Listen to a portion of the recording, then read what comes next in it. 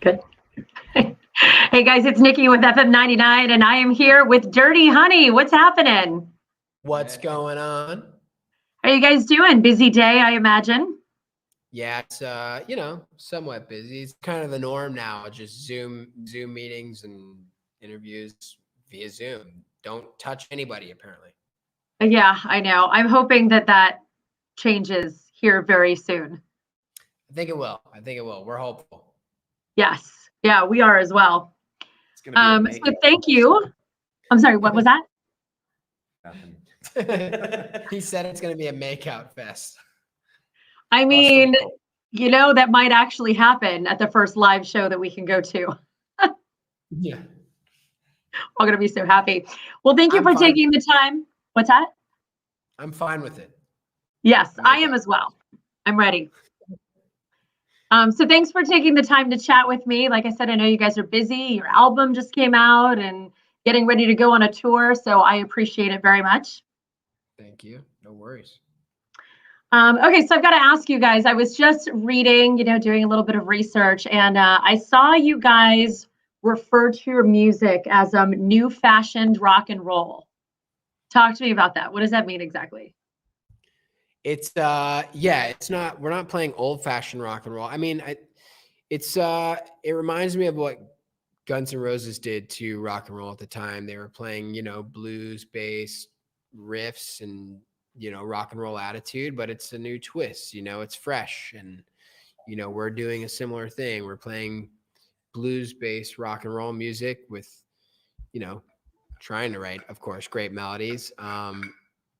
But it's got a twist, it's got 4 different personalities that are putting a fresh spin on, that bluesy sound. And we're trying to reinvigorate the rock scene, if you will, with a little soul and some electric guitar again. So yeah, I won't say we're like only influenced by 60s and 70s music. We're pretty much influenced by everything that's come out up to this date. I mean, Corey is influenced by so many modern drummers, and I'm influenced by a lot of modern bass players as well, as loving all that old classic stuff also. Yeah, no, definitely. Well, you mentioned Guns N' Roses. You guys have opened for them. You've opened for The Who. Have any of these rock, veterans given you advice, good or bad, or bad, I guess? I got some advice one time from somebody. I probably shouldn't say it though. But yeah, I think more than anything, you're not like. Actually, Mark Tremonti was full of little anecdotal nuggets here and there. He was really sweet, but more than anything, I think you're just looking at these guys and living vicariously through them and watching their day to day. And the one line that goes through all of them, that connects all these people is they're really passionate about it, even at, after having done everything you could possibly do in music. Slash still loves playing live, and he's doing it for the right reasons. And that's why he's Slash. He really loves performing and playing guitar. So I hope we share the same enthusiasm 30, 40 years from now. Yeah, no, definitely. So you guys were here in 2019 for our Lunatic Luau. Yeah, that was our last luau as of right now. Hopefully that'll change here soon. You guys were awesome.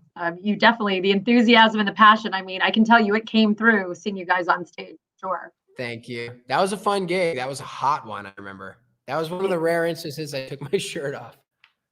Yeah, it was very hot. It usually is. So yeah. Summer in Virginia. Yeah. Hot and humid. That's fine. Yeah, it's not bad. It's better than cold. Yeah, that's for sure. Yes, I agree. And honestly, at a festival like that, I think it would be weird if it was cold. Yeah, it wouldn't work at an amphitheater, would it? No, it would not. No. I think we'd all be miserable. Yeah. So you guys are prepping for a tour, like a live tour, which kicks off next month, correct? Crazy, right? The day has a.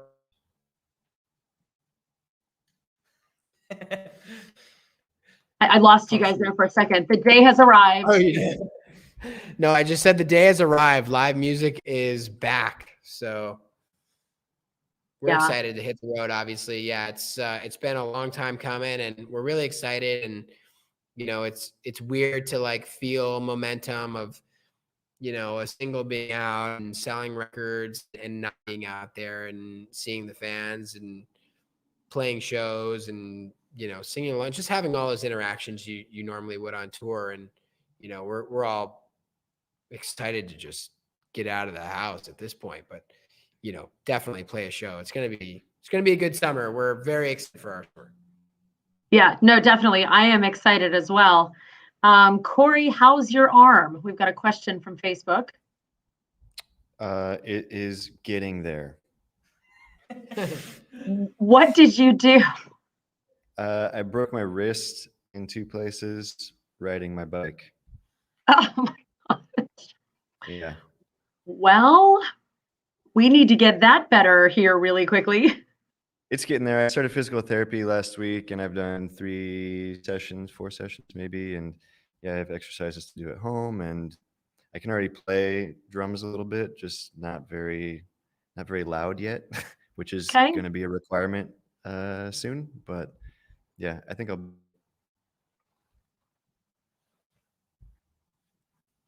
We're on the mend. Yes. So Taylor Kitsch, Friday Night Lights. You guys still rehearsing at his house? What's going on with that? Yeah, John's actually there right now, ripping a solo on the roof. And he literally stands over Taylor's bed and just plays guitar in his face while he sleeps. It's pretty fun. But no, that was a fun thing to do. That was Taylor's idea, and he's a really good friend and just been supportive this whole time. Like, he's the best. He's like the best. He's a really good friend to have, just like as a friend. You know what I mean? He's the type of friend you want to have. Yeah, he was like letting us stay at his house when we were like on our first tours and could barely afford hotels. Anytime we'd go through Texas, it'd be like 3 nights at Taylor's house. Let's go. But he's awesome. he's since moved out of there.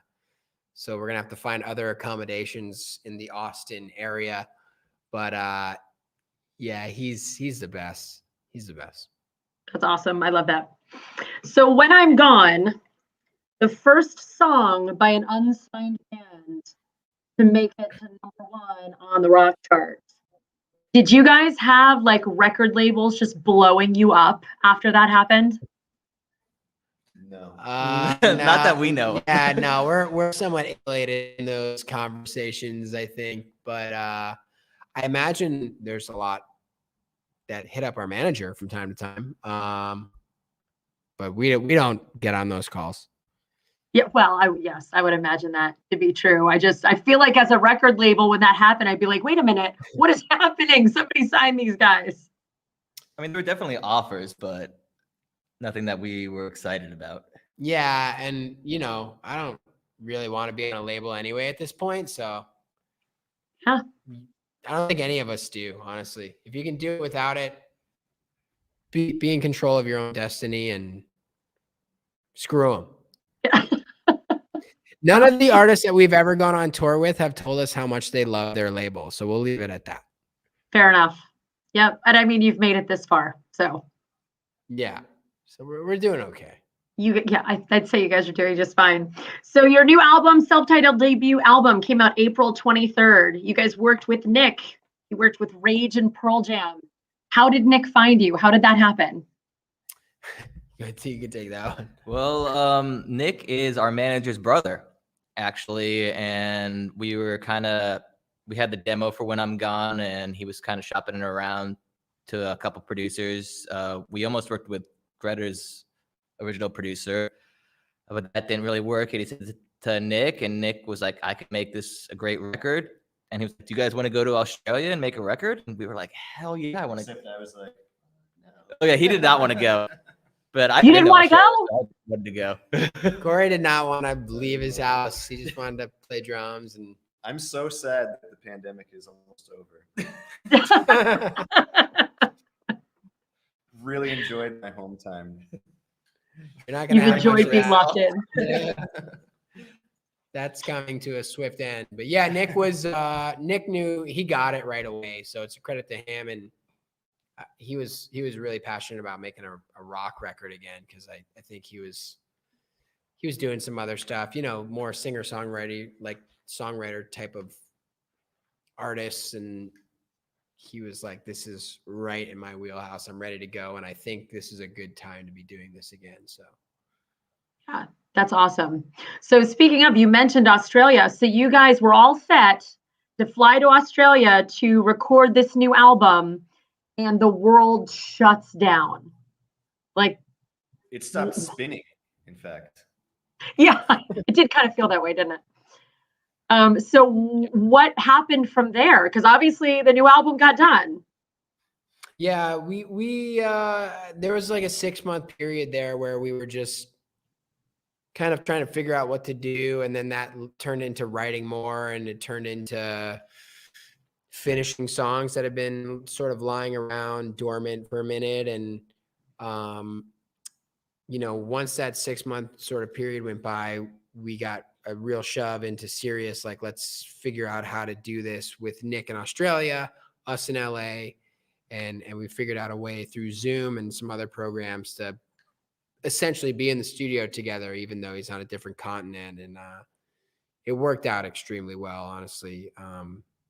It's a credit to everybody that helped us on the technological side, but it honestly, it kind of blew all of our minds how well it worked. But yeah, we just spent that time writing, you know? Yeah. Yeah, it's really cool. We rented a walkout, which we've never really done before, and we were in there like 5 days a week, just rehearsing and writing tunes. Just even getting better as a band. I feel like we came out of this just playing together better. Yeah. And then the studio we recorded at, which was Hinton Studios, it's a legendary studio, and that was a big thrill for us to all go in there and really make a great record at a great studio. That was a dream for me. Really? And it was like right down the street from my apartment, so I loved it. It took me like 2 minutes to get there every day. I didn't really care about that. How close it was? No, just being in like a real studio. I don't know. Loved it. Loved it. Loved it. I would- Every day. Yeah, he's the studio cat. So it really worked out. I mean, Okay. better than you could have imagined. I mean, I'm sure at first it was like, oh my gosh, what in the world are we going to do? And then it sounds like it all came together for the better. Yeah, for the record, at least, I think for, you know, obviously for live shows, and, you know, we missed out on some really, I'm sure they'll happen eventually, but we were supposed to go and do gigs in Australia and New Zealand and Japan for the first time. And we were all excited about doing that. But certainly, yeah, the record came out way better than it would have had we done it in March of last year. So That's awesome. It's yeah, funny how things like that work out. it is, right? Question from Facebook. Did you guys really take your name from Robert Plant's Honeydrippers? No. Okay, so where did it come from? It was just one of those names like that we had in our bag of names for several years. And it wasn't until I heard Robert Plant on Howard Stern get an interview talking about his side projects that I was like, oh yeah, there is a name that we have, something about that. And going back through a list of like 1,000 names, we were at a gig, and you know, it kind of passes by in real time. You just are like, yeah, one's okay, whatever. Here's another 10. And we were all at a gig, and we decided on that name. It was the first thing we kind of all looked at together and went, hell yeah, everybody's on board with that for sure. That was probably the easiest decision we've all made together. Well, that's good. I mean, I guess it could have worked out very differently if you guys didn't agree on the band name. Yeah, we could have been what? Soundgarden. Sound gardening. Sound Gardening, the cover band. Yeah. Gardening. So, Mark, you know, a lot of musicians know that they want to be rock stars from an early age, but that didn't happen with you, from what I understand. And from what I've read, you've got quite the story. If you wouldn't mind sharing, we've been playing you guys for a while. I don't know how many people actually know your story though. Which part? Well, how did you come to be a rock star? Oh man. I mean, from an early age, I definitely did want to do it. I kind of got sidetracked a little there with sports and stuff, but I moved out to LA with the intention of, kind of working in film production, and my buddy who was living here already and studying jazz at the US Jazz School, he was like, I think you should be singing, man. Like, there's not a lot of people out here that are doing that, oddly, because I kind of expected everybody out here to sound like Axl Rose. And Sure. I maybe came across one other guy in my whole time out here that could sing rock music like really, really well. And Josh. he's done it. Who? That's not him. Who? Bartholomew? No, not him. I've never even heard him sing, honestly, in person. Really? Yeah. But no, yeah, he is good. I've heard him, but I've never heard him. Didn't he write the Lego song? Yeah. Yeah, the guy that wrote the Lego song is a good rock singer. Everything is awesome. Yeah. So and then my buddy like pulled me aside and he helped me start to book gigs, and met John, doing cover songs in Santa Monica, and then met him and he introduced us to Corey, and it was a long road to find the right people that wanted to be in an original project. Because everybody out here is a little misguided in their approach to playing music. I think people discover a little too late in life that playing for Christina Aguilera as her third guitar player isn't the best gig in the world. They'd be making $5,000 a week, but they're not happy people. Right. And, Yeah. we know a lot of those cats. So. Yeah. So, but you were living in Italy when you came to LA, right? What's that? Weren't you living in Italy before you went to LA? Yeah, I lived in Italy for a minute, and I was like doing and hosting open mic nights out there. And there's this Italian guy out there who saw me sing karaoke one night, and he was like, "You will work for me now, and I will help you play more music or whatever." Apparently, he's like Albanian or something now. But I was hosting open mic nights and making some money, and it was always really the back of my mind that I wanted to do that. And when I moved to LA, it just, there were a lot of people that wanted to play rock and roll, and there's amazing musicians that would come through, like guys that would play with David Bowie, or guys that played with Chris Cornell would come and be like, "You're a really good singer. You should try and do this for real." And I was like, "Oh, okay." But it had to be with an original band. I didn't want to like sing covers my whole life, Yeah, no, absolutely. Yeah, clearly you're doing it well. So that leads me to, at what point did you guys realize that you made it? I don't think we have yet, have we? Yeah. I still live in a crappy apartment. Yeah. I think we would have realized we made it had the pandemic not happened, but we're still waiting for that moment. Let's see. What are your pre-show rituals? Corey practices, John and Mark take a shot of tequila, and I smoke some weed. That's pretty much it. Love that. Which jazz artists influenced Corey on playing drums? Ooh. Favorite piano players, Corey Tenor. I love Reaching Forth, and I love the other album that I can't think of the name of right now, but Elvin Jones is on drums, and it's slamming. Elvin Jones, Roy Haynes, Tony Williams, Jeff Gadd. Steve Gadd. Jeff. Later, he's not really, he was more of a session guy, like 80s pop session stuff. Yeah, I would say Tony Williams. Lately been into a bit of a Billy Cobham phase in his Horace Silver jazz swinging days. So not Mojave. No, a little bit, but that, I don't know. I like the older stuff better. He was, I don't know. Roy Haynes, Tony Williams, Elvin Jones, Steve Gadd, Zach Danziger, modern guy. I'll leave it there. This is the most excited I've ever seen Corey to answer a question. He suddenly came alive. I love it. Anything Miles Davis's second quintet is like totally my jam. Okay, I'm done. love it. That is awesome. I've never listened to any of that. What's that? I've never listened to any of what he just said. That's okay. It clearly made him excited. So really, I was just looking for at least one question that would get you going. Corey, That was it. No, I'm gonna go now because Yeah. Corey will be like, check this shit out on in the van or whatever, and like I'll just listen to it. And I'm like, no, it just sounds like digital numbers like going through my head, math going through my head left and right, and then I'm out. Joe wants to know if you're bringing backup singers on the tour. You're looking at him. I feel like I do a little back. I feel like I you and John can do it. I probably can't. Well, you guys are awesome. Do you have any plans that you know of to come back through Virginia Beach? I don't know if I can look.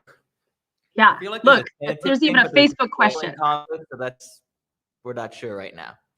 Say that one more time. Go ahead, say that again. There's like a TBD thing, but there's like some scheduling conflicts, so we're not sure if we're coming in on my face. We're coming very close, actually. Okay. We're coming close. We're We're coming pretty close. Coming pretty close. Okay. Steve. All right. Nelson. This is a Steve Minister. a don't ask, don't tell. Got it. Although I did ask, but you can't tell. It's okay. It's As long as we can see you guys soon. yeah. Well, hopefully, we'll keep fingers crossed. When's the next luau gonna be? 22? Hopefully soon. Yeah. We'll keep our fingers crossed for that. Yeah. We'll be there. Yeah. And we'll have us. Yes. Oh, absolutely. Yeah. No, our fingers are crossed too. We're hoping soon. That's about as much information as I can give. Killer. Yeah. Awesome. Well, you guys are awesome. Again, your new album came out April 23rd. You guys hit the road next month. We're super excited. Now I can't wait to see the announcement and how close you're actually going to be so we can come see you. And hopefully we can get you out here for the next luau. It would be awesome. All right. Sounds good. Thank you again.